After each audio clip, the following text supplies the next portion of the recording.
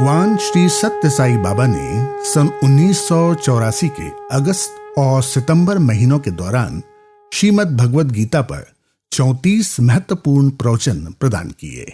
ये प्रवचन गीता के सार को विविध सरल उदाहरणों के माध्यम से निरूपित करते हैं, जो प्रत्येक साधक के लिए अत्यंत उपयोगी है। अब आप भगवान बाबा द्वारा दिनांक 14 अगस्त 1984 को दिया गया प्रवचन सुनेंगे। भूमिका। भक्तों में वैराग्य और तपस्या को लेकर व्याप्त भ्रम जाल को दूर करने हेतु भगवान बाबा ने विशेषतः इस अनुग्रह संभाषण का वरदान दिया। बाबा कहते हैं कि लोग भौतिक जगत को त्याग देने और जंगल के लिए प्रस्थान करने को ही वैराग्य और तपस्या मान बैठे हैं, जो कि निरीहता और अज्ञानता का प्रतीक है। स्वामी ने सप्रेम एवं सोदाहरण यह निरूपित किया कि वस्तु दोष का त्याग वैराग्य है और शरीर, मन और वचनों का पवित्रतम उपयोग ही तपस्या है, जिसके लिए साधक को निरंतर साधना करते रहना चाहिए। भगवान ने स्पष्ट किया कि शरीर पवित्र कार्यों के लिए, मन निर्मल विचारों के लिए और वचन सत्य कथनों के लिए प्रदत्त हैं। अतः इनका सदुपयोग ही सही अर्थों में तपस्या है। इंद्रियार्थेषु वैराग्यम సంపాదితః అని సంసార చక్రమునకు చిత్తము నాభి వంటిది. ఇట్టి చిత్తమును నిగ్రహించుటకు వైరాగ్యము ప్రధానమైన కీలక స్థానమును ఆక్రమించినది. ఆత్మకు మనస్సు కప్పుబడినటువంటిది. ఇది ఆవరణమని కూడాను చెప్పబడుతుంది. మనసుకు ఆవరణము, ఆత్మకు ఆవరణము మనస్సు. ఈ ఇంద్రియముల చేత బంధింపబడినటువంటిది మనస్సు. इंद्रियार्थेषु वैराग्यम समुपार्जितः। संसार रूपी चक्र के लिए चित्त नाभि के समान है। इस चित्त को वश में करने के लिए वैराग्य अत्यंत प्रधान है। आत्मा मन से ढकी हुई है, इसे आवरण भी कहा गया है। आत्मा के लिए मन ही आवरण है। यह मन इंद्रियों के द्वारा बंदी बनाया गया है। ఇంద్రియములు ఇంద్రియార్థం నిమిత్తమై వాటిపైన ప్రసరింపబడి తద్వారా ఇంద్రియములు బంధనకు, దుఃఖమునకు గురి అవుతున్నవి. ఇంద్రియార్థములైనటువంటి విషయమును అరికట్టుటకు వైరాగ్యము అత్యవసరము. వైరాగ్యము ద్వారా ఇంద్రియార్థమైనటువంటి విషయములను అరికట్టినప్పుడు ఇంద్రియములు మనస్సును ఏమాత్రం కూడాను కట్టివేయుటకు వీలు కానటువంటి పరిస్థితి ఏర్పడుతుంది. लोग इंद्रिय और इंद्रियार्थ के प्रति आसक्ति के कारण बंदी होकर दुख भोग रहे हैं। इंद्रियार्थ को वश में करने के लिए वैराग्य अत्यंत आवश्यक है। वैराग्य द्वारा विषयों को वश में करने पर इंद्रियों द्वारा मन को बंदी न बनाने की स्थिति उत्पन्न होती है। ఇంద్రియముల బంధనం నుండి దూరమైనటువంటి మనస్సు తన యొక్క ఆవరణమును విసర్జిస్తుంది. అప్పుడు ఆత్మ స్వస్వరూప దర్శనాన్ని సందర్శింపచేస్తుంది. ఏ తర్వాత ఆత్మ సంస్కారముల కోసం ఆత్మ సాక్షాత్కార నిమిత్తము వైరాగ్యము అత్యవసరమని ప్రబోధించింది గీత. इंद्रियों के बंधन से दूर हुआ मन आवरण का विसर्जन कर देता है। तब आत्मा स्वस्वरूप का दर्शन कराती है। अतः गीता का उद्बोधन है कि आत्मा के संस्कार और आत्मा के साक्षात्कार के लिए वैराग्य अत्यंत आवश्यक है। పతంజలి సూత్రమును ఆధారం చేసుకొని ఇంద్రియములు అనగా వినినటువంటి విషయములు కానీ, చూచినటువంటి వస్తువులపైన కానీ మనస్సు ఒక విధమైనటువంటి కాంక్షను దూరము గావించుకోవటమే వైరాగ్యమని నిరూపించింది. విషయ స్వరూపం నుండి ఆసక్తిని దూరం చేయటమే వైరాగ్యమని కూడాను స్థిరం చేసింది. ఈ లోకమునందు గల వస్తువులు కానీ పరలోకమునందున్నటువంటి వస్తువులు కానీ అనిత్యములని వాటిపైన కొంత ఆసక్తి భావమును దూరము గావించుకొని అట్టి వస్తువుల ఏడ వైరాగ్యమును పొందటము అత్యవసరమని ప్రబోధించింది శంకర భాష్యం. पतंजलि का योग सूत्र है कि इंद्रियों का सुने विषयों अथवा देखे वस्तुओं पर इच्छा को त्याग देना ही वैराग्य है. उसने यह भी स्थिर किया कि विषयों से आसक्ति को दूर करना ही वैराग्य है. शंकर भाष्य का उपदेश है कि इस लोक की वस्तुएं अथवा परलोक की वस्तुएं अनित्य हैं, जिनके प्रति आसक्ति को दूर कर वैराग्य को बढ़ाना अत्यंत आवश्यक है. ఇక శృతి యొక్క ప్రమాణమును పురస్కరించుకొని దృశ్యకల్పితమైనటువంటి యొక్క దేహము మొదలు బ్రహ్మదేవుని వరకు ఉండినటువంటి యొక్క వస్తు విసర్జనయే అనగా వస్తువులపైన రోతయే ప్రధానమైన వైరాగ్యమని కూడాను బోధించింది. క్రమక్రమేణ ఇంద్రియాసక్తమైనటువంటి యొక్క వస్తువుల యొక్క ప్రభావమే మానవునికి బంధనకు హేతువని కూడాను నిరూపించింది. वेदों ने प्रमाणित किया है कि इस दृश्य कल्पित देह से लेकर ब्रह्मदेव तक सभी वस्तुओं का विसर्जन अर्थात वस्तुओं के प्रति ऊब ही वैराग्य है. यह भी निरूपित किया गया है कि इंद्रियासक्त विषय और वस्तुओं का प्रभाव ही बंधन का कारण है. కట్టెలు తీసివేసిన అగ్ని తమంతట తామే చల్లారునట్టుగా మన వాంఛనను అరికట్టినప్పుడు ఇంద్రియములు తమంతట తామే అరికట్టబడతాయి.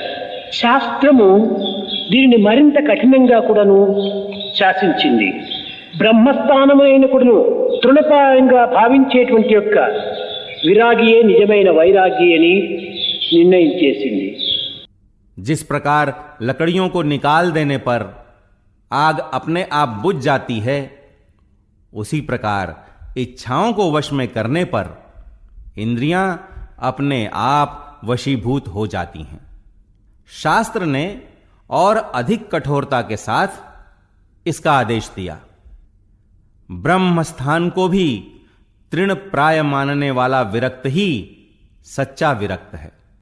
నచికేతుడు యముని దగ్గరికి వెళ్ళినప్పుడు ఈ యముడు అనేక విధములైనటువంటి బోధలు సలిపి నచికేతునకు ఈ లౌకిక సంబంధమైన భోగభాగ్యములకు ఎట్టి కొరతను లేనటువంటి యొక్క స్థిరశక్తిని నేను అనుగ్రహిస్తానని చెప్పగా నచికేతుడు ఈ అస్థిరము అశాశ్వతము అసత్యమైనటువంటి యొక్క జగత్ వ్యామోహంలోకి నేను ఏమాత్రం కూడా లొంగను, ఇట్టివి నాకు అక్కరలేదు, భూమండలాన్ని ఏలేటువంటి యొక్క శక్తిని నాకు ఇచ్చినప్పటికీ నేను దీన్ని దృఢీకరిస్తాను, నాకు కావలసినది ఆత్మాన్వేషణ, ఆత్మ సందర్శనం కావాలని ఆశించాడు నచికేతుడు. जब नचिकेता यम के पास गया तो यम ने उसे अनेक प्रकार के उपदेश देने के साथ अपार लौकिक सुखभोग देने की बात कही तो नचिकेता ने यम से कहा, जगत से संबंधित इन अस्थिर, अशाश्वत और असत्य सुख भोगों का मैं वशीभूत नहीं होऊंगा. ऐसे सुख भोग मुझे नहीं चाहिए. समस्त भूमंडल पर शासन करने के वरदान को भी मैं तिरस्कृत करूंगा. मुझे आत्म साक्षात्कार ही चाहिए. ఇంద్రియాత్మలైనటువంటి విషయములందు ఆసక్తి కలిగినటువంటి వ్యక్తికి ఈ బంధనలు, ఈ దుఃఖములు. మనము ఒక గృహమునందు అనేక సంవత్సరములు మనము కాపురం ఉంటున్నాం. ఒకానొక దినములో ఆ ఇల్లును వదిలి మరొక ఇంటికి మనం పోవలసి వచ్చింది. అప్పుడు మనవి అని భావించినటువంటి సమస్త పదార్థాలను ప్యాక్ చేసి ఒక లారీలో వేసుకుని వెళుతాం. గడపటికి ఇది నాది అని అనుకున్నటువంటి యొక్క పాత చెప్పులు పాత పరకలు కూడాను న్యూస్ పేపర్లో ప్యాక్ చేసి లారీలో వేస్తాం. కారణం ఏమిటి? ఇవి నావి నావి అని ఈ ఇంద్రియ వస్తువులపైన, ఇంద్రియార్థమైనటువంటి ఈ వస్తువులపైన మమకారమే ఈ విధమైనటువంటి శ్రద్ధకు, ఈ విధమైన బంధనకు కారణం. विषयों में आसक्त व्यक्ति के लिए ही ये बंधन होते हैं. हम अनेक वर्षों से एक घर में रह रहे हैं. एक दिन उस घर को छोड़कर हमें दूसरे घर में जाना पड़ा. तब हम जिस सामान को अपना मानते हैं उसे बांधकर एक लॉरी में डालकर ले जाते हैं. आखिरकार जिन पुराने चप्पलों और कपड़ों को भी अपना मानते हैं उन्हें एक पुराने समाचार पत्र में पैक करके लॉरी में डाल देते हैं. इसका कारण क्या है? वस्तुओं के प्रति ये मेरी हैं की भावना ही इस सावधानी और बंधन का कारण है. ఒక కాలేజీ ప్రిన్సిపల్ లేక ఒక స్కూల్ హెడ్ మాస్టర్ ఉంటుంటారు. ఆ విద్యా సంస్థ యందు అనేక వస్తువులు ఉంటుంటాయి. విలువ కలిగినటువంటి యొక్క ల్యాబొరేటరీ లోపల మెటీరియల్స్ కూడా ఉంటుంటాయి. అనేక కుర్చీలు ఉంటుంటాయి, డెస్కులు ఉంటుంటాయి, టేబుల్స్ ఉంటుంటాయి, వాల్ క్లాక్ ఉంటుంటాయి. ఈ విధంగా ఎన్నో వస్తువులంతా కూడాను ఈ యొక్క విద్యా సంస్థలో ఉంటుంటాయి. मान लीजिए एक महाविद्यालय के प्रिंसिपल अथवा एक पाठशाला के प्रधान अध्यापक हैं. उस शिक्षण संस्थान में अनेक वस्तुएं होती हैं. प्रयोगशाला में कई मूल्यवान वस्तुएं होती हैं. कई कुर्सियां, दराज, मेज, दीवार की घड़ी, सब कुछ होते हैं. इस प्रकार उस शिक्षण संस्थान में कई वस्तुएं होती हैं. అయితే ఆ ప్రిన్సిపల్, ఆ హెడ్ మాస్టరు ట్రాన్స్ఫర్ అయిపోయినప్పటికీ లేక రిటైర్డ్ అయినప్పుడు కూడాను తాము సులభంగా వచ్చినటువంటి వాడు వచ్చినట్టుగా ఆ స్కూలును వదిలి బయట వెళతాడు. అయ్యో, ఇన్ని ఎక్విప్మెంట్స్ని ఎట్లా నేను వదిలిపెట్టిపోవాలి, ఇన్ని చైర్స్ అంతా ఎట్లా వదలాలి, ఇన్ని డస్క్ను ఎట్లా వదలాలి అని ఏమాత్రమో తాను చింతించడు. కారణమేమనగా ఇవి నావి కాదు. ఏ మేనేజ్మెంట్ వారు, ఏ ట్రస్ట్ వారు, ఏ ప్రభుత్వము ఇవి. परंतु जब तबादला या सेवानिवृत्त होते हैं तब ये प्रिंसिपल अथवा प्रधान अध्यापक सभी वस्तुओं को छोड़कर जैसे आए थे वैसे ही चले जाते हैं. वह कभी चिंतित नहीं होते हैं कि हाय, इस इक्विपमेंट को, इतनी कुर्सियों, मेजों को छोड़कर मैं कैसे जाऊं. कारण क्या है? ये सब मेरे नहीं हैं. ये किसी मैनेजमेंट के अथवा किसी ट्रस्ट के अथवा सरकार के हैं. ఇవి నావి కాదు అనేటువంటి యొక్క తిరస్కార భావం చేత దాన్ని ఏమాత్రం కూడా నువ్వు చింతించకుండా వెళ్తాడు. దీనిని అనపేక్ష అన్నారు. ఎందుకంటే అపేక్షకు అవకాశం లేదు.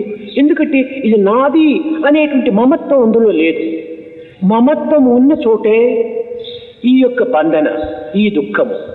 మమత్వము లేని ఉపేక్ష స్థాయి యందు ఎట్టి దుఃఖమునకు కానీ ఎట్టి బంధమునకు కానీ అవకాశం ఉండదు. ये मेरे नहीं है कि विरक्त भावना के कारण ही बिना किसी चिंता के वे चले जाते हैं. इसी को अनपेक्षा कहा गया है, क्योंकि यहां अपेक्षा का अवसर ही नहीं है. क्योंकि इसमें ये मेरे हैं कि ममत्व भावना नहीं है. जहां ममत्व है वहीं बंधन है.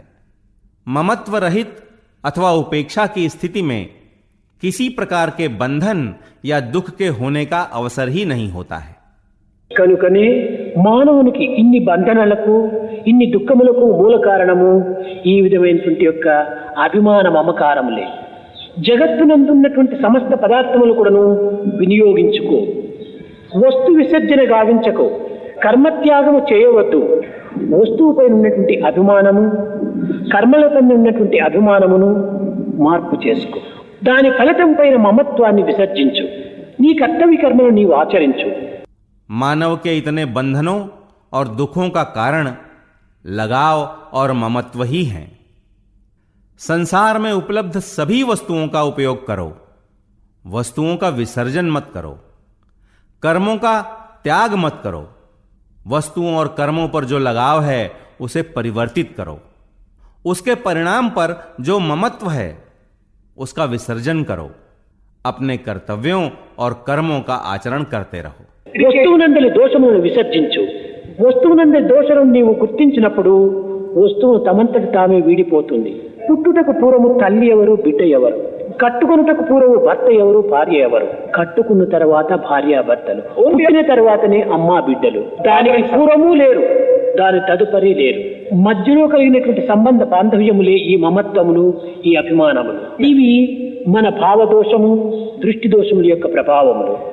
वस्तु में जो दोष निहित है उसका विसर्जन करो। वस्तु में निहित दोष से अवगत होते ही वस्तु तुम्हें छोड़ जाएगी। जन्मने से पहले मां कौन है और शिशु कौन है? विवाह से पहले पति कौन और पत्नी कौन? विवाह के बाद ही पति और पत्नी, जन्मने के बाद ही मां और बच्चे। इसके पहले भी नहीं थे और इसके बाद भी नहीं थे। ये बंधन और लगाव बीच में आए हुए हैं। ये सब हमारे भाव दोष और दृष्टि दोष के प्रभाव परिणाम हैं। మన సమస్త దుఃఖములకు కూడాను మన దోషముల యొక్క ప్రభావములే దీనికి మూల కారణం. కనుక ఈ దోషములను మనము చక్కగా గుర్తించినప్పుడు ఈ విధమైనటువంటి యొక్క మమత్వములకు ఏమాత్రము అవకాశం ఉండదు. కనుకనే దీనికి ఒకదానికి తారకమని, రెండవ దానికి మారకమని పిలుచబడతారు. త్యాగం తారకం, అభిమానం మారకం. కనుక ఈ తారక తత్వం అనేటువంటిది ఏ విధంగా మనం అర్థం చేసుకోవాలి? हमारे समस्त दुखों का कारण हमारे दोषों का प्रभाव ही है। इन दोषों से अवगत होने पर ऐसे ममत्व का अवसर ही नहीं होगा। इसीलिए इनमें से एक को तारक और दूसरे को मारक कहा गया है। त्याग तारक है तो लगाव मारक है। इस तारक को कैसे समझा जा सकता है? కనుకనే వేదాంత సూత్రమునందు ఎరుకు మరపనకుండ జాగ్రత్త నిరతముగ స్వప్న సుషుప్తిలో అరమరలు లేకుండా ఎప్పుడు తరచుగను జీవాత్మ జడివిడి తారకం అన్నాడు. ఎరుకు మరుపు అనకుండా నిరతముగ స్వప్న సుషుప్తిలో అరమరలు లేకుండా ఎప్పుడు తరచుగను జీవాత్మ జడివిడి తారకం. జీవాత్మతత్వం అనేటువంటిది బ్రహ్మతత్వమునందే లగ్నమై ఉంటుంటుంది. కనుక స్వప్న సుషుప్తిని ఎందుకు కూడాను ఈ అభిమాన మమకారములను ఏమాత్రం కూడాను అభివృద్ధి గావించుకోకూడదని దీని యొక్క సూచన. वेदांत सूत्र में कहा गया है कि सतर्कता को न भूलते हुए सतत जागृत, स्वप्न, सुषुप्त की अवस्थाओं में बिना किसी भेद भावना के सदा स्मरण करते हुए जीवात्मा जो पढ़े वही तारक है। जीवात्मा का तत्व ब्रह्म तत्व में ही विलीन रहता है। अतः यह सूचित करता है कि स्वप्न और सुषुप्ति की स्थितियों में भी इन लगाव और ममत्व को बढ़ावा नहीं देना चाहिए। జాగ్రత్త అవస్థ యందు దీని యొక్క మమత్వమును మనము బలపరుచుకున్నప్పుడే స్వప్నావస్థ యందు దీని సూక్ష్మ రూపము మనకు గోచరం అవుతుంటుంది. స్వప్నావస్థ కేవలము అద్దం వంటి స్థితి. జాగ్రత్త యందు మనం ఏమి అనుభవించదేమో దాని యొక్క ప్రతిబింబములే ఈ స్వప్నావస్థల యందు అప్పుడప్పుడు కనిపిస్తుంటాయి. కనుక జాగ్రత్త స్వప్నములు రెండు కూడాను బింబ ప్రతిబింబములే. जागृतावस्था में इस ममत्व को सुदृढ़ करने पर ही वह स्वप्नावस्था में सूक्ष्म रूप में गोचर होता है। स्वप्नावस्था आईने की स्थिति है। जागृतावस्था में हम जिसका अनुभव प्राप्त करते हैं, स्वप्नावस्था में उनके ही प्रतिबिंब कभी कभार दिखाई पड़ते हैं। अतः जागृत और स्वप्न बिंब प्रतिबिंब ही हैं। కనుక జాగ్రత్త అవస్థ యందు మనము సరి అయిన మార్గమును అనుసరించి సరి అయిన సత్యమును గుర్తించి మనము పవిత్రమైనటువంటి యొక్క స్థాయిని మనం పొందినప్పుడు స్వప్నావస్థ యందు కూడాను దీని యొక్క ప్రతిబింబమైనటువంటి నిత్యత్వము, సత్యత్వమును మనం దర్శించుటకు వీలవుతుంది. కనుక ఈ విధంగా కూడాను వైరాగ్య స్థితిని క్రమక్రమేణా వస్తుదోషములను ఆధారం చేసుకొని విసర్జించుటకు ప్రయత్నించాలి. जागृतावस्था में सही मार्ग का अनुसरण कर, सही सत्य को पहचान कर, पवित्र स्तर को प्राप्त करने पर स्वप्नावस्था में इसके प्रतिबिंब जो नित्यता और सत्यता हैं का दर्शन होना संभव है। इस प्रकार वस्तु के दोषों से अवगत होते हुए धीरे धीरे वैराग्य की स्थिति को पाया जा सकता है। కాల మార్పు చేత సర్వం కూడాను మార్పు చెందినవి. ఈనాడు వండినటువంటి వంట చాలా మంచిదిగా మనం భావిస్తాము. ఇది ఉడుకుడుకుగా ఉండినప్పుడు దీని యొక్క రుచి, దీని యొక్క ఆరోగ్యము చాలా అనుకూలవంతంగా ఉంటుంటుంది. ఇది కేవలం అమృతమయంగా ఉంటుంటుంది. అదే 2 దినములు మనం ఉంచుకుని తిన్నప్పుడు ఇది విషంగా మారిపోతుంది. समय के साथ सब कुछ परिवर्तित होने वाला ही है। आज पकाए भोजन को हम बहुत अच्छा मानते हैं। जब तक यह गर्मा गर्म रहता है तब तक यह बहुत स्वादिष्ट, स्वास्थ्यकारक और अमृत तुल्य होता है, परंतु इसे ही 2 दिन रखकर खाने पर यह जहर में बदल जाता है। ఏ దానిని మనం మంచిదని విశ్వసించినామో, ఆశించినామో, అనుభవించినామో అది కొంతకాలమునకు అది విషంగా మారిపోయి చెడ్డదిగాను, అయిష్టంగాను, అనారోగ్యం అందించేటువంటి పదార్థంగా రూపొందుతుంది. దీనిని పురస్కరించుకొని ఆర్తి, అర్థార్థి, జిజ్ఞాసి, జ్ఞాని అని ఒకే స్థితి ఉన్నటువంటి వ్యక్తి యొక్క మార్పులని భావించుకోవచ్చు. जिसे हमने अच्छा माना, अपेक्षा की, अनुभव किया, वही कुछ समय के बाद जहर में परिवर्तित होकर अरुचिकर, अप्रिय और अस्वास्थ्यकारक हो जाता है। इसी के आधार पर आर्त, अर्थार्थी, जिज्ञासी एवं ज्ञानी जैसे भेद एक ही व्यक्ति के स्थिति भेद माने जा सकते हैं। పుట్టిన తక్షణమే పసిబిడ్డ అంటారు, చైల్డ్ అంటారు. 10 సంవత్సరములు అయ్యేటప్పటికి అతని పిల్లవాడు, ఒక బాయ్. అతనే 30 సంవత్సరం అయ్యేసరికి మనిషి అవుతాడు, మ్యాన్ అంటారు. అతనే 75 సంవత్సరం వచ్చేసరికి తాత అంటారు, గ్రాండ్ ఫాదర్ అవుతాడు. Child, boy, man and grandfather ఈ నలుగురు కూడాను ఒక్కడే కానీ 4 స్వరూపాలు ధరించలేదు. కాల మార్పు చేత రూపములు, నామములు మార్పులు కలిగినాయి. जन्मते ही बच्चे को शिशु अथवा चाइल्ड कहते हैं। 10 वर्ष बीतते ही वह एक लड़का, एक बॉय है। वहीं 30 वर्ष के बाद एक आदमी, मैन है। उसे ही 75 वर्षों के बाद दादा, ग्रैंडफादर कहते हैं। चाइल्ड, बॉय, मैन, ग्रैंडफादर ये चारों एक ही हैं, 4 रूप नहीं धारण किया है। समय के परिवर्तन के साथ रूप और नाम भी बदलते रहते हैं। కనుక జంతువునాం నరజన్మ దుర్లభము. ఈ పవిత్రమైన మానవ జన్మముని భావించినటువంటి ఈ మానవ జన్మమునందే ఇలాంటి వికారములు, ఇలాంటి దోషములు, ఇలాంటి షడ్వికారములతో కూడినటువంటిదిగా ఉండినప్పుడు ఇంకా మిగిలినటువంటి యొక్క జీవులు ఎందుకు కానీ, మిగిలిన యొక్క వస్తువులు ఎందుకు కానీ మార్పులు లేకుండా ఉండునా? మనిషి యందు గొప్ప దోషం ఏమిటంటే మార్పు చెందటమే గొప్ప దోషం. కానీ మంచి కానీ చెడ్డది కానీ మార్పే. अतः जंतु नाम नर जन्म दुर्लभम, अत्यंत पवित्र माने गए इस मानव जन्म में ही जब ऐसे दोष, परिवर्तन और षड्विकार घटित होते हैं तब अन्य प्राणियों और वस्तुओं में परिवर्तन का घटित न होना कैसे संभव है? मनुष्य का सबसे बड़ा दोष उसका परिवर्तन होना ही है।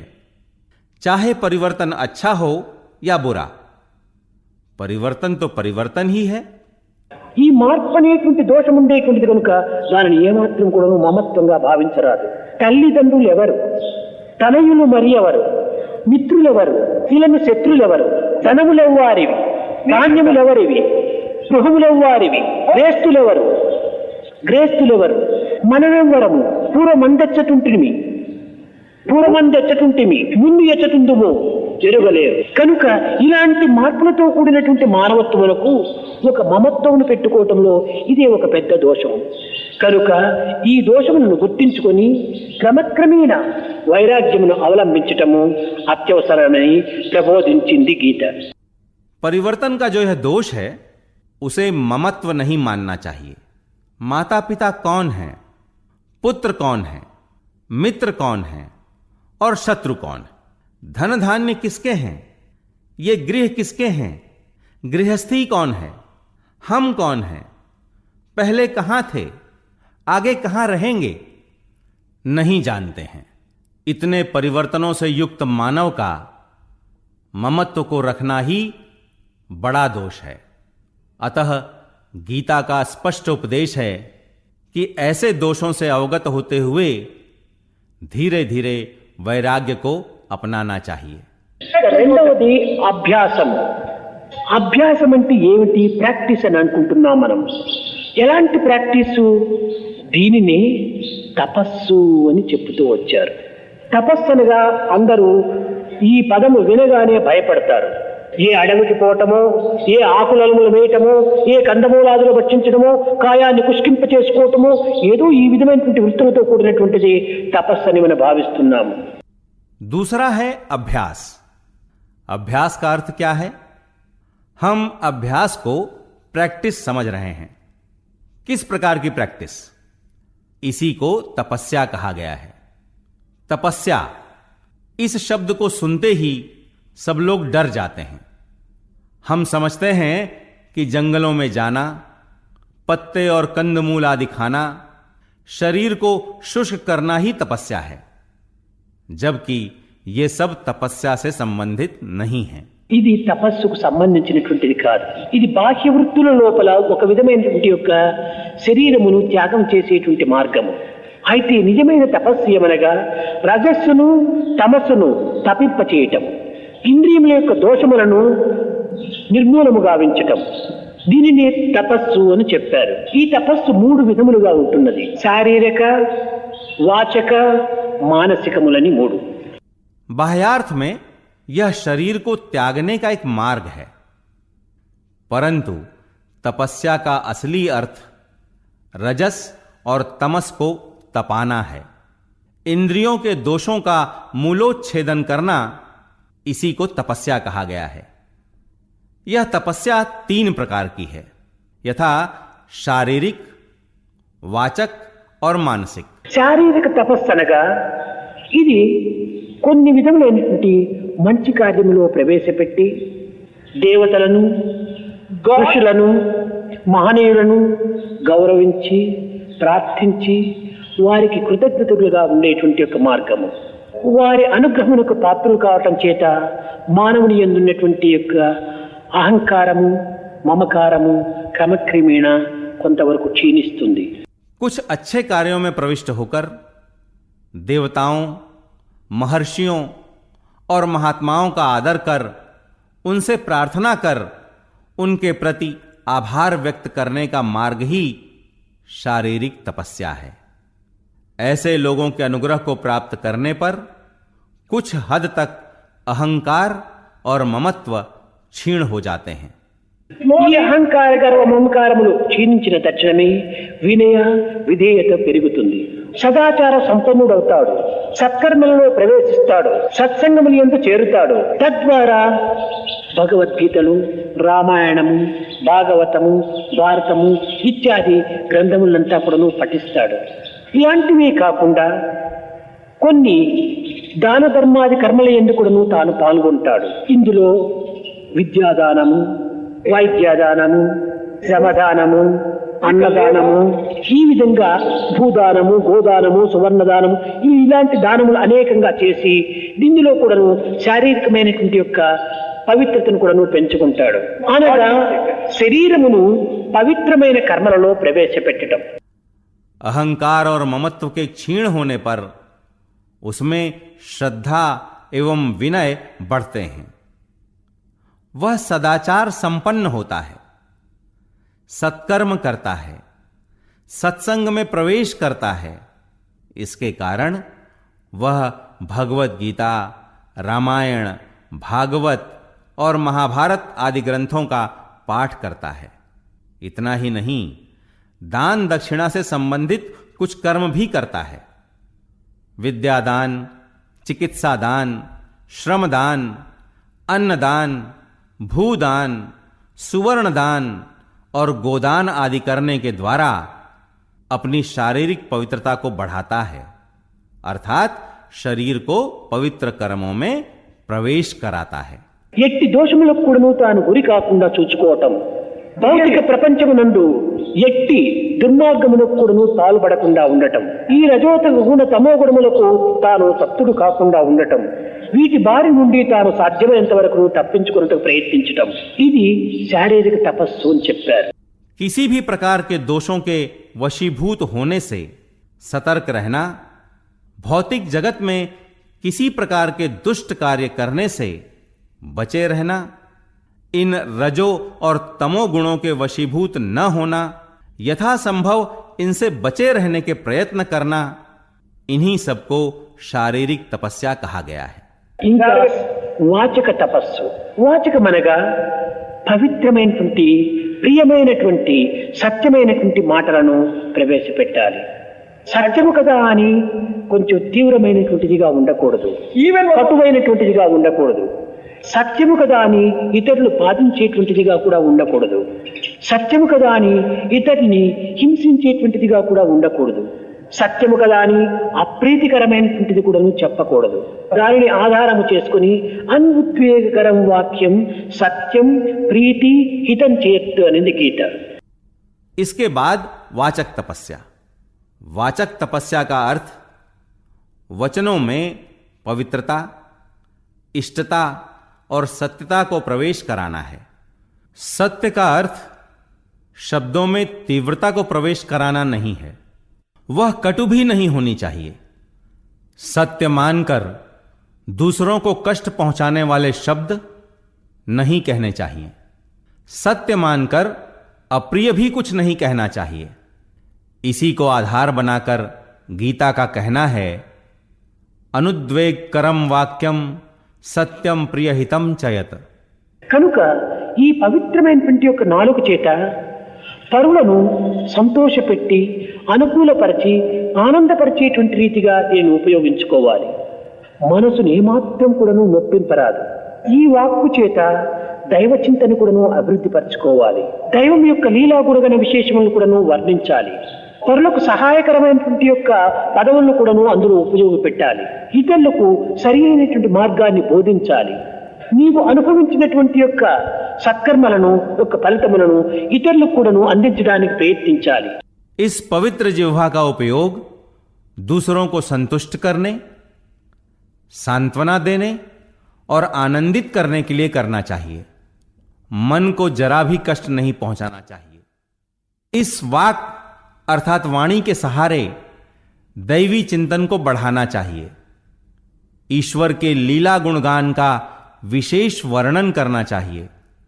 दूसरों के लिए उपयुक्त सहायकारी शब्दों को भी उसमें प्रविष्ट कराना चाहिए. दूसरों को सही मार्ग का उपदेश भी करना चाहिए. तुमने जिन सत्कर्मों और उनके फलों का अनुभव प्राप्त किया है, उन्हें दूसरों तक पहुंचाने का प्रयत्न करना चाहिए. నీకు సాధ్యమైనంత వరకు కూడాను ఇతరులు పెడమార్గమునందు పోతుంటే వాక్కు ద్వారా వాళ్ళని చాలా వరకు కూడాను సంస్కరింప చేయడానికి ప్రయత్నించాలి. కనుక సత్యము లోపల ఏమాత్రం కూడాను అసత్యం ప్రవేశించకుండా చూసుకోవాలి. సత్యవ్రతుడు కావాలి, అహింసాపరుడు కావాలి. ఈ సత్య అహింస ఈ రెండింటి ఎందుకు కూడాను ఒక్కొక్క తూరి మనకు అనేక విధములైనటువంటి యొక్క చిక్కులు కలుగుతూ ఉంటాయి. ఈ తపస్సుకు అనేక ఇక్కట్లు కూడాను అడ్డు తగులుతూ ఉంటాయి. जब कोई बुरे मार्ग पर जाने लगता है तो यथासंभव तुम्हें उनको अपनी वाणी से सुधारने का प्रयत्न करना चाहिए. अतः हमें यह देखना चाहिए कि सत्य में असत्य का प्रवेश न हो. सत्यव्रती होना चाहिए, अहिंसक स्वभाव वाला होना चाहिए. इस सत्य और अहिंसा के संदर्भ में हमारे मार्ग में कई बार कई प्रकार की समस्याएं उत्पन्न होती रहती हैं. इस तपस्या के संदर्भ में भी अनेक बाधाएं उत्पन्न होती रहती हैं. ఒక మహర్షి ఈ రెండింటిని ప్రతిజ్ఞ చేసుకొని నేను నిరంతరము సత్యమునే చెప్పుతాను, ఎవరికి ఎట్టి అపకారము చేయకూడదు అనేటువంటి ఈ రెండు వాక్కుల పైననే తాను దీక్షను సాధించి తపస్సు గావిస్తున్నాడు. ఈ ఋషి యొక్క ప్రతిజ్ఞను విన్నటువంటి ఒక దుర్మార్గుడు, వేటగాడు ఈ ఋషి యొక్క ప్రతిజ్ఞని ఏ విధంగానైనా భంగము గావించాలని కొంచెం దీక్ష పూనాడు వాడు. ఒక జింకను ఆ మహర్షి తపస్సు చేస్తూ ఉండేటువంటి యొక్క ప్రదేశం నుంచి ఆ తపస్సు చేస్తున్న వ్యక్తి ఎదురుగా పరిగెత్తిపోయేటట్టుగా తాను తరుముకొని వచ్చాడు. దీనిని ఈ తపస్సు చేసేటువంటి వ్యక్తి చూచాడు. తక్షణమే అది వెళ్ళి ఒక పొదలో చేరిపోయింది. దానిని కూడా చూచాడు ఈ తపస్వి. एक महर्षि यह प्रतिज्ञा ठानकर कि सतत सत्य ही बोलता रहूंगा, कभी किसी को किसी प्रकार का अपकार नहीं करूंगा, इन्हीं 2 वाक्यों की दीक्षा लेकर तपस्या कर रहे थे. ऋषि की इस दीक्षा के बारे में जानकर एक दुष्ट शिकारी ने ऋषि की दीक्षा को भंग करने की ठान ली. उसने एक हिरण का ऐसे पीछा किया कि वह ऋषि के सामने से भागते हुए गुजरे. ऋषि ने हिरण को देखा, वह सामने की एक झाड़ी में जा छिपा. तपस्वी ने यह भी देखा. ఈ వేటగాడు పరిగెత్తి వచ్చి, స్వామి, ఇటువైపున ఒక జింక వచ్చిని మీరేమైనా చూచితిరా అని ప్రశ్నించాడు. చూచితిని అని చెప్పితే దానిని చంపుతాడు, అపకారం చేసిన వాడిని అవుతాను. ఈ చూడలేదు అని చెప్తే అసత్యమాడిన వాడిని అవుతాను. ఇప్పుడు ఏమి చెయ్యాలి అని యోచించాడు ఈ ఋషి. ఏది చేసినా కూడాను నిజం చెప్పినా కష్టమే, असत्यम చెప్పినా తన మనసు అంగీకరించదు. शिकारी दौड़ते हुए वहां पहुंचा और ऋषि से पूछा, स्वामी, क्या इस ओर एक हिरण आया है? क्या आपने उसे देखा है? ऋषि ने विचारा कि यदि मैंने देखा कहूं तो यह उसे मार देगा, अपकार करने वाला हो जाऊंगा. यदि नहीं देखा कहूं तो झूठ बोलने वाला हो जाऊंगा. अब मुझे क्या करना चाहिए? जो भी किया जाए कठिन ही है. सच बोलना भी कठिन है और असत्य कहने को मन नहीं मान रहा है. ఇలాంటి పరిస్థితి లోపల తాను ఒక యుక్తి యోగమును అనుసరించాడు. నాయన, ఏది చూచెనో అది పలుకదు, ఏది పలుకును అది చూడలేదు. కన్నులు చూచినాయి కానీ కన్నులకు చెప్పేకి నోరు లేదు, నోరు చెప్పగలదు కానీ నోరు చూడలేదు. చూచినది ఒక్కటి, చెప్పుట మరొకటి, ఇది ఎట్ట సత్యమవుతుంది? చెప్పుట ఒకటి, చూచుట ఇంకోటి, ఇది ఎట్ట సత్యమవుతుంది? కనుక నీ దారిని నీవు వెళ్ళమన్నాడు. इस स्थिति में उन्होंने एक युक्त योग को अपनाया. ऋषि ने कहा, वत्स, जिसने देखा वह बोल नहीं सकता है, जो बोल सकता है उसने देखा नहीं है. आंखों ने देखा है लेकिन कहने को आंखों के पास मुंह नहीं है. मुंह बता सकता है परंतु मुंह ने देखा नहीं है. देखने वाला एक है और कहने वाला एक, फिर यह सत्य कैसे होगा? एक का देखना और दूसरे का कहना, यह सत्य कैसे होगा? इसलिए तुम अपनी राह लो. ఇలాంటి పరిస్థితిలో ఈ విధమైన యోగాన్ని అనుసరించవలసి వస్తుంది. అసత్యము చెప్పకూడదు, సత్యము చెప్పకూడదు. కనుక వాక్ తపస్సునందు మధ్య మధ్య ఇలాంటి కొన్ని పరిస్థితులు మనకు తగిలినప్పుడు మనం రెండింటికి కొంచెం సందిగ్ధ అవస్థలో ఉండినట్టుగా మనం బాధించుకోకుండా రెండింటిని తప్పించుకొని తిరిగేటువంటి యుక్తిని మనం అభివృద్ధి పరచుకోవాలి. ఎలాంటి పరిస్థితుల్లో అయినా కూడా అసత్యం ఆడకూడదు. నీకు ఇష్టం లేకపోతే నీవు మౌనం వహించు కానీ అసత్యం అక్కరలేదు. इस प्रकार की स्थिति में ऐसे योग को अपनाना पड़ता है. असत्य भी नहीं कहना चाहिए और सत्य भी नहीं कहना चाहिए. अतः वाक तपस्या के संदर्भ में कभी कभी हमें ऐसी स्थितियों का यदि सामना करना पड़े तो हमें संदिग्धता में न पड़ते हुए दोनों स्थितियों से बच निकलने की युक्ति को बढ़ाना चाहिए. किसी भी स्थिति में असत्य नहीं बोलना चाहिए. यदि नहीं चाहते हो तो मौन रहो, परंतु असत्य मत बोलो. దీనికి ఆధారమైనటువంటిది ఇంకా మానసిక తపస్సు. ఈ మానసిక తపస్సు లోపల సద్భావమును పెంచుకోవాలి. మనసులో ఎలాంటి చింతన మనం చేస్తుంటామో మన ముఖంలో అలాంటిదిగా వస్తుంటుంది. Face is the index of mind అని. మన మనసులో ఏమి చింతిస్తామో దాని యొక్క ప్రభావమే మన ముఖంలో కనిపిస్తుంటుంది. మనం విచారంగా ఉంటుంటే లోపల ముఖం కూడాను విచారంగానే కనిపిస్తుంది. లోపల పవిత్రమైన భావములే అభివృద్ధి అవుతుంటే ముఖమునందు చిరునవ్వులు చిందులు దొక్కుతూ ఉంటాయి. इसका आधार मानसिक तपस्या है। इस मानसिक तपस्या में सद्भावनाओं को बढ़ाना चाहिए। मन में जैसा चिंतन करते हैं वही मुख पर प्रतिफलित होता है। Face is the index of mind कहा गया है। मन में जो विचारते हैं उसी का प्रभाव मुंह पर प्रतिफलित होता है। यदि मन में चिंता हो तो मुंह भी चिंतित ही दिखाई पड़ेगा। यदि मन में पवित्र भावनाएं बढ़ती रहती हों तो मुंह पर मुस्कुराहट बिखरी रहती है। కనుక మనసు యొక్క ప్రభావమే మనిషి యొక్క ముఖములో ప్రకటిస్తుంటాది. కనుకలో మంచి భావములు, మంచి తలంపులు, మంచి చింతనలు మనసునందు ఉండినప్పుడే మానవుడు బాహ్యంగా కూడాను మంచి ఆనందాన్ని అనుభవిస్తాడు. లోపల భయంకరమైనటువంటి బాధలు తన్ను హింసిస్తూ ఉండగా బయట మాత్రం ఊరికే సినిమా నవ్వులు మాదిరి నవ్వితే ఇది కేవలం ఆర్టిఫిషియల్ నవ్వులుగా ఉంటుంటుంది. లోపల బాధలు హింసిస్తుంటాయి, కాలుస్తూ ఉంటాయి. పైన చూసినప్పుడు ఏమయ్యా, ఎట్టున్నా, బాగున్నా. मन के प्रभाव को ही मुख प्रकट करता रहता है। मन में अच्छी भावनाएं, अच्छे विचार, अच्छे चिंतन के होने पर ही बाह्य रूप में मानव आनंद का अनुभव करता है।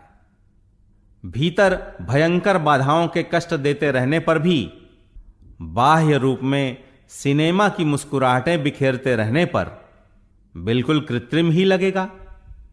भीतर दुख कष्ट देते रहते हैं, जलाते रहते हैं, परंतु क्यों भाई कैसे हो कहकर कोई पूछे तो हाँ बिल्कुल ठीक हूं यही कहेगा। ఏదో ఒక విధమైనటువంటి రీతిగా ఒక ఇదిగా చేసినట్టుగా ఉంటాడు. దానివల్లనే మనిషి యొక్క భావములను తక్షణమే గుర్తించడానికి వీలవుతుంది. ఓ, ఇతను ఏదో విచారంగా ఉన్నాడు అని గుర్తించవచ్చు. కనుక అట్టుండకుండా నిరంతరము మనసును ఆనందంతో ముంచేటువంటి పరిస్థితిని మనం తెచ్చుకోవాలి. ఎప్పుడు ఇది ఆనందంగా ఉంటుంది, సుఖంగా ఉంటుంది, నిరంతరము మంచి చింతనలు చేసినప్పుడే ఇది సుఖంగా ఉంటుంది. ఈ మంచి చింతనలు చేయడానికి సాధ్యమైనంత వరకును వాక్కును అరికట్టుకోవాలి. इसी के कारण तुरंत व्यक्ति की भावनाओं को पहचाना जा सकता है।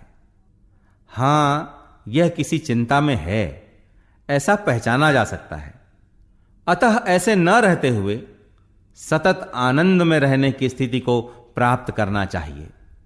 कब आनंद होगा, कब सुख होगा? निरंतर अच्छे चिंतन करते रहने पर ही सुख होगा। ऐसे अच्छे चिंतन के लिए वाणी को वश में रखना चाहिए। దినమున కొన్ని గంటలైనా కూడాను మౌనం వహించాలి. అప్పుడే ఈ మాటల యొక్క సందర్భం లోపల మనసుకు విశ్రాంతి చిక్కుతుంది. నిరంతరము దీనికోసం నిమిత్తమై కొన్ని జపములు, ధ్యానములు ఇలాంటివంతా కూడాను ఆచరించినప్పుడు మనసు పరిశుద్ధం కావడానికి ఒక అవకాశం ఉంటుంది. दिन में कुछ घंटे मौन धारण किए रहना चाहिए, तभी बातों के इस सिलसिले में मन को आराम मिलता है। इसके लिए निरंतर कुछ जप, ध्यान आदि करते रहने पर मन के विशुद्ध होने की संभावना है। కనుకనే జపతప ధ్యానములన్నీ కూడాను, వేదాధ్యాయములన్నీ కూడాను ఈ యొక్క మనస్సును పవిత్రము గావించుకునేటువంటి అంతర్బహిశుచి అన్నారు. దేహమునకు నిత్యము మనము ఏ విధంగా కూడాను స్నానం చేసి ఒక సంస్కారం గావించుకుమో అదే విధంగానే మానసిక సంబంధమైనటువంటి యొక్క దుర్భావములకు కూడాను ఈ విధమైనటువంటి సంస్కారం చేయుటకై కొన్ని భగవత్ చింతనలు మనం చేయాలి. శారీర పరిశుద్ధము మాత్రమే మనం లక్ష్యం ఉంచుకుంటున్నాము కానీ మానసిక పరిశుద్ధతకి ఏమాత్రం కూడాను తగిన కృషి చేయటం లేదు. जप, तप, ध्यान, वेदाध्ययन आदि मन को विशुद्ध रखने के लिए ही हैं। इसीलिए अंतः बाह्य शुद्धि कहा गया है। जिस प्रकार शरीर को शुद्ध रखने के लिए स्नान करते हैं, उसी प्रकार दुर्भावनाओं को दूर करने के लिए ईश्वरीय चिंतन करते रहना चाहिए। शरीर की शुद्धता को तो लक्ष्य बना रहे हैं, परंतु मानसिक विशुद्धता के लिए कोई प्रयत्न नहीं कर रहे हैं। సచ్చింతనలు, సదాలోచనలు, సద్భావములు కూడాను మానసిక పరిశుద్ధతకు సరైనటువంటి పరికరములు. కనుకనే తపస్సనగా శారీర, వాచక, మానసికమ యొక్క సమన్వయమైనటువంటి యొక్క పరివర్తనే, ప్రభావమే ఇది తపస్సు. ఇట్టి త్రిగుణముల యొక్క ఏకత్వాన్ని, త్రిగుణముల యొక్క త్రిపుటిని యొక్క సంపూర్తిని అనుభవించినటువంటి మహనీయుడే ఒక విధమైనటువంటి మహాత్ముడు అని చెప్పవచ్చారు. మనస్సు ఏకం, వచస్ ఏకం, కర్మణ్ ఏకం, మహాత్మనం అన్నారు. మనస్ అన్యత్, వచస్ అన్యత్, कर्मण अन्यत दुरात्मनम मन्नार. सदचिंतन, सदविचार, सद्भावनाएं, यही मानसिक विशुद्धता के सही उपकरण हैं. शारीरिक, वाचक और मानसिक, इन तीनों का समन्वित और परिवर्तित रूप ही तपस्या है. त्रिगुणों की एकता, त्रिगुणों की त्रिपुटी की संपूर्णता का अनुभव प्राप्त करने वाला महनीय ही महात्मा होता है. मनस्येकम वचस्येकम कर्मण्येकम महात्मनम कहा गया है. मनस अन्यत, वचस अन्यत, कर्मण्यन्यत दुरात्मनम कहा गया है.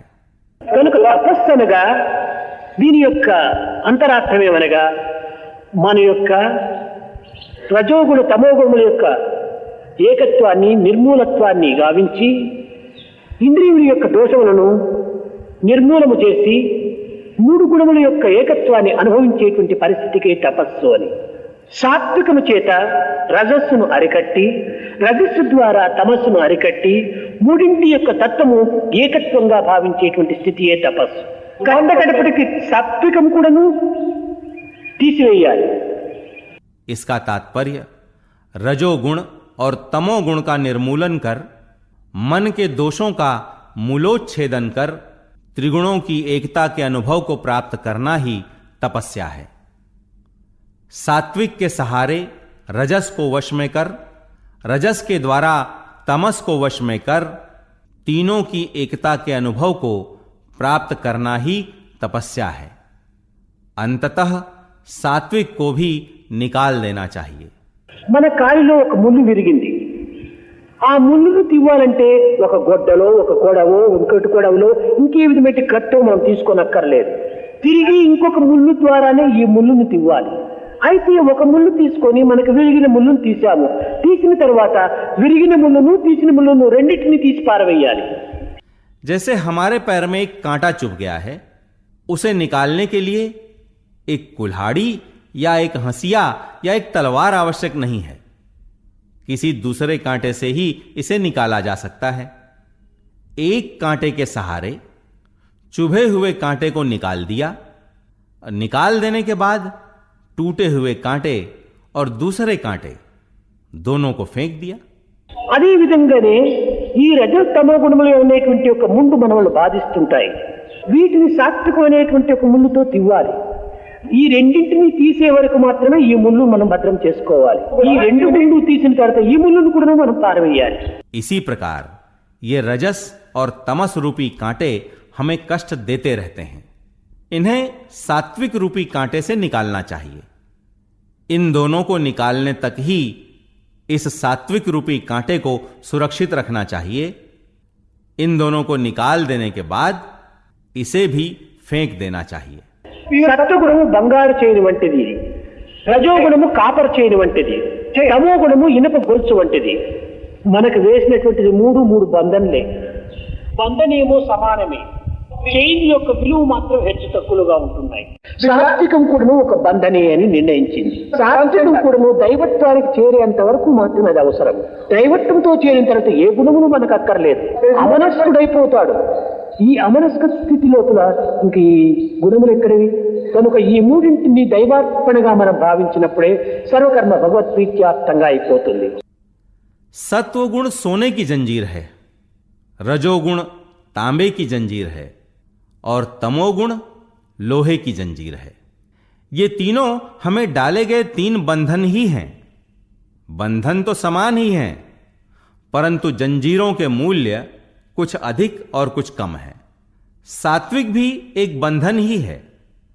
ईश्वर तक पहुंचने तक सात्विक आवश्यक है. ईश्वर से जुड़ जाने के बाद हमें किसी भी गुण की आवश्यकता नहीं है. वह अमनस्क हो जाता है. इस अमनस्कता की स्थिति में गुणों के लिए स्थान कहां? इन तीनों को ईश्वर को समर्पित कर देने पर सर्व कर्म भगवत प्रीत्यर्थम हो जाता है। కనుకనే ఈ మనస్సును స్వాధీనం నందుంచుకొనుటకు అభ్యాసము వైరాగ్యము అత్యవసరమని గీత ప్రత్యేకంగా బోధిస్తూ వచ్చింది. అభ్యాసం అంటే లౌకిక సంబంధమైనటువంటి యొక్క అభ్యాసములు కాదు. ఈ శారీరకంగా మానసికంగా వాక్కు రీతిగా కొన్ని విధమైనటువంటి యొక్క పవిత్రమైనటువంటి యొక్క దీనిని అనుభవించేటువంటి యొక్క అభ్యాసములు. ఈ మూడు కూడాను దైవ సంబంధమైనటువంటి కార్యముల్లో ప్రవేశించాలి.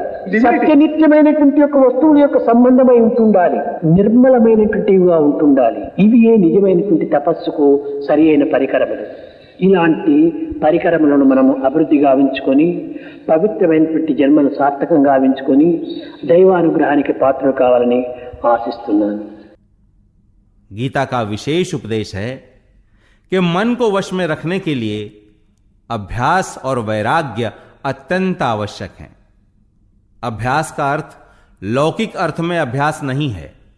यह शारीरिक, मानसिक और वाचक स्तर पर कुछ पवित्र अभ्यास हैं। इन तीनों को दैव संबंधी कार्यों में प्रविष्ट कराना चाहिए। सत्य नित्य वस्तु संबंधी होना चाहिए, निर्मल होना चाहिए। ये ही सच्ची तपस्या के सही उपकरण हैं। आशा करता हूं कि इन उपकरणों में वृद्धि कर इस पवित्र जन्म को सार्थक कर दैवानुग्रह को प्राप्त कर पाओगे। उपसंहार। भगवान बाबा ने अपने इस अमृत तुल्य प्रवचन में भक्तों की अनेक शंकाओं का सप्रेम समाधान प्रस्तुत किया। इंद्रियार्षेथु वैराग्यम के गीता वाक्य को बाबा ने इस प्रवचन में सविस्तार समझाया है। मानव अपनी अल्पज्ञता के कारण अनेक दार्शनिक तथ्यों के प्रति गलत धारणाएं बना लेता है, जिनमें वैराग्य और तपस्या जैसे तथ्य भी हैं। अतः स्वामी ने इन तथ्यों को बड़े ही सरल शब्दों में स्पष्ट किया है। स्वामी ने तपस्या को सरल शब्दों में परिभाषित करते हुए शरीर, मन और वाणी का सही उपयोग ही तपस्या कहा। ईश्वर द्वारा प्रदत्त इन उपकरणों का सदुपयोग करते हुए दैवानुग्रह को प्राप्त करने में ही जीवन की सार्थकता निहित है। यही भगवान बाबा के इस मधुर प्रवचन का निचोड़ है। अस्तु। अभी आपने भगवान बाबा द्वारा श्रीमद् भगवत गीता पर दिनांक 14 अगस्त 1984 को दिया गया प्रवचन सुना।